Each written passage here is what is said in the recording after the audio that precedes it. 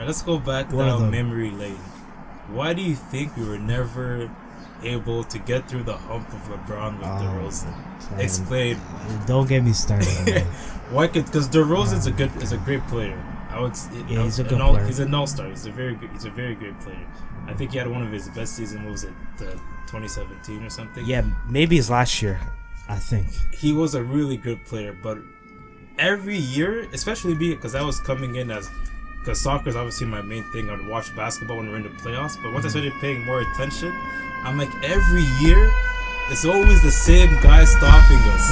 And I was hearing the craziest stuff, like at a press conference. They were like, I'll give somebody $100 if they tell me how to guard LeBron. Wait, DeRozan said that? DeRozan or Larry, I forgot. One of them said that. Bro, what kind of mindset is that?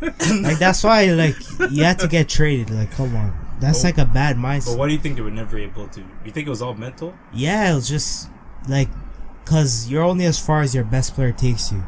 So I think DeRozan as the best player, he was no match for LeBron, you know? So LeBron didn't care. You could tell LeBron did not care if he was down 0-2. If he was down 0-3, he would have been the first player in the history of the NBA to bring his team back. He did not, he respected us, but he didn't fear us. So, like, whenever he wanted, he could take over. Or, like, I don't know. I just think DeRozan and his game is limited. Because he can't really shoot from the outside, so... Do you think if LeBron was in the East this year, the Raptors would still make it to the finals? Yeah. The people that say, they made it because LeBron's gone. First of all, the East was terrible the last, 5 years. The East have been... Other than, the first 2 or 3 teams, the East is horrible. So that makes no sense.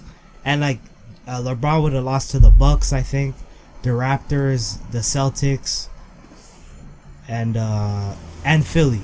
Well, the teams are different. You have to take in context. Another argument for keeping DeRozan, it was that now that DeRozan never had the chance to bring the Raptors to the playoffs without having LeBron in his conference. Now that LeBron was gone, shouldn't have Masai given DeRozan and Lowry a chance to get it through?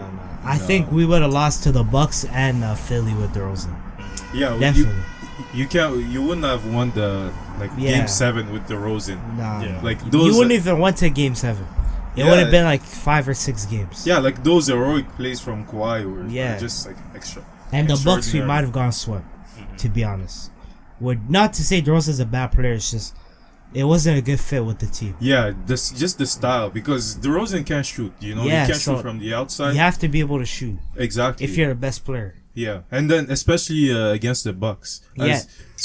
Given how big they are, how they dominate the paint. Yeah. You have to spread them out. If you're just attacking the lane as DeRozan does, and you have Giannis, imagine Giannis guarding DeRozan. Exactly, and he's not a great passer.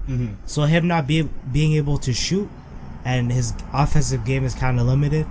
I think it would have been a problem. It would have been terrible. Imagine DeRozan driving down the lane and pulling up for all these long guys contesting a shot. Yeah, all those fadeaways. It was no way. So I think nobody really questions the fact that the trade of Masai pulled through is one of the greatest trade probably in Raptors history. But do you feel the greatest? Do you feel like there should still be some type of, let's say, respect to DeRozan, because he did? Yeah, obviously. He was here for a while. He kind of put us on the map.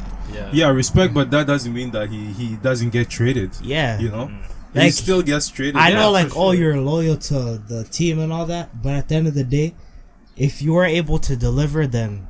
Yeah, and they had a few chances. It's actually. if he didn't get swept by LeBron and it was 6-7 games, maybe he doesn't get traded. Maybe, but the fact that he got swept and then every game wasn't close, and it was just LeBron, Kyrie wasn't there.